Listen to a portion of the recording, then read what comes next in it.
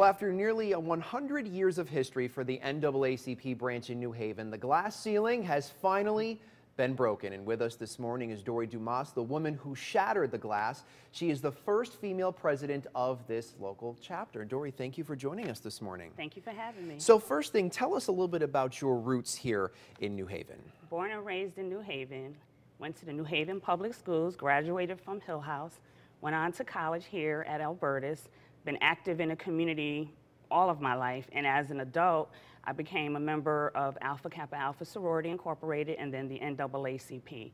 I've been a member of the NAACP for over 25 years, but I've been affiliated with the branch and on the board for the last 15 years. So when you started, I mean, did you have the vision, I want to be president of the organization one day, or was that not on your radar initially? It was not on my radar.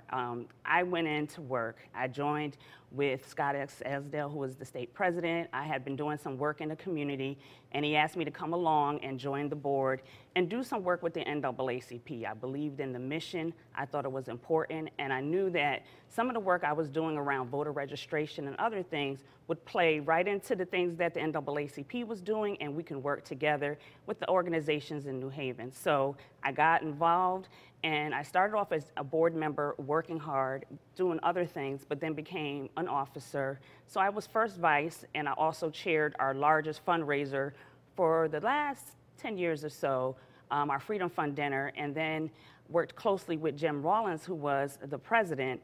And so it was his time to step down, and a lot of people looked to me, and I say this time, I know that I had the experience, I had the passion, and I understood the work that needed to be done. So I stepped up, and here I am. You knew you were ready for it, and ready. A true definition of hard work, how you sort of, move up the ladder, so to speak. Absolutely. And you get to where you are now. How does it feel for you, as a woman, to be the first one in this position for the New Haven chapter? I should say that I'm going to be the first elected, but there was a woman that filled in at one point during an interim. So being the first woman is something that I know a lot of people are looking at me. I've been mentoring young people. Community partners have been saying, that have worked with me, it's your time. You need to do this. We support you. So getting all the support and having the experience and knowing that my time has come, I'm ready, and I'm ready to step up and do the work of the NAACP. All right, so you are in this position now. So what do you want to work on or focus on in the months and years ahead? So one of the big things we have coming up, we're going to be releasing a report at the end of this month. It's a transportation report. We've been working with Workforce Alliance and others, trying to help people who depend on transportation have more access. A lot of people have to go outside of New Haven. So the report we're looking at, we did surveys on how we can improve it. What things can we do, and what are some of the solutions? The other thing that we'll be working on is an education plan, working with Dr. James Comer from Yale, who is kind of guiding us and helping us.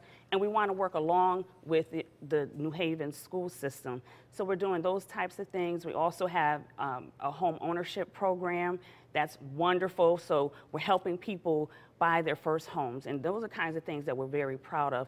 And we're also still trying to break other glass ceilings and open up more doors, things that are important in New Haven.